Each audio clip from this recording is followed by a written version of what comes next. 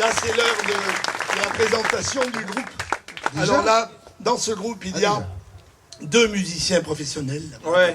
Deux seulement, et puis deux personnes sérieuses. Alors là, vous avez Emmanuel Paterne, qui est donc pianiste, tromboniste. Il a dirigé le Big Band d'Alès, il est coach vocal, il fait des tas de choses. Mais surtout, il est chef de chœur, c'est-à-dire qu'il dirige des chorales. Dans les chorales, on sait qu'il y a 80% de femmes, il a un métier en or. Il a un métier en or, parce qu'il est chef de chœur, il est donc chef dans le cœur de tous ces choristes. C'est de là que le terme vient.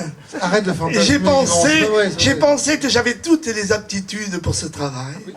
Alors si un jour tu as un problème, tu m'appelles, tu donnes mon numéro. Bah, c'est surtout des mémés quand même. Hein, les... Non, c'est pas vrai. Ah bon? C'est pas vrai. Celui qui vient de parler, c'est Patrick Guillot. Il y a des Suisses.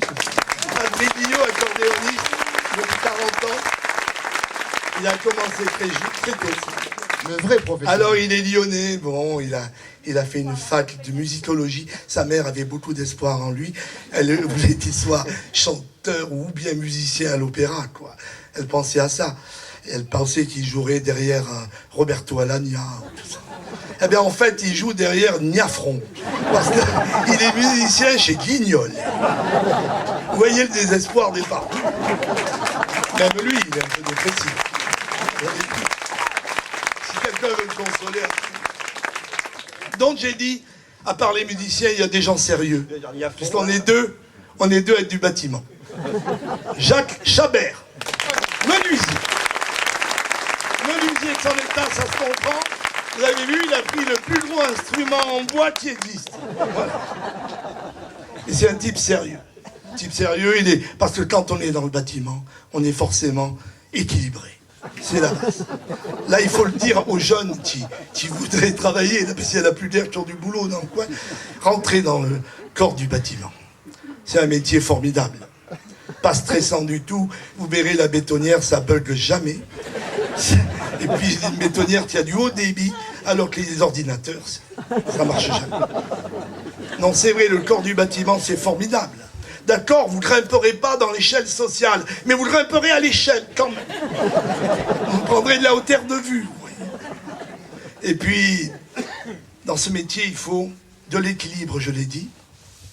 Donc, il faut pouvoir tenir contre deux éléments qui sont très perturbants.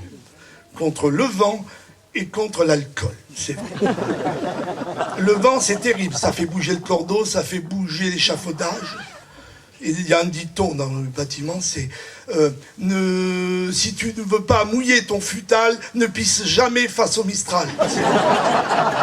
C'est encore de Confucius. Vous connaissez bien la vallée du Rhône, Confucius. Non, c'est vrai, c'est dur le vent. L'alcool aussi, hein. Mais ça, il faut de la volonté, c'est tout. Hein. Il faut boire tous les jours, même le week-end, pour pouvoir tenir et s'y habituer. Il faut vraiment jamais s'arrêter, sans répit. Il faut boire parce que ça aide énormément. Pour un autre fléau de ce métier, c'est la parisienne, vous savez, la cliente parisienne. Il en a beaucoup souffert. Jacques Chabert, il pourrait vous le dire. Il a travaillé pour des Parisiennes. Quand elles viennent du Vésinet, de Meudon ou de Versailles, elles vous demandent des choses absolument impossibles. Terribles. Elles ont des caprices. Et pour tenir, il n'y a qu'une seule solution, c'est de prendre de l'âge. Il faut vieillir, quoi.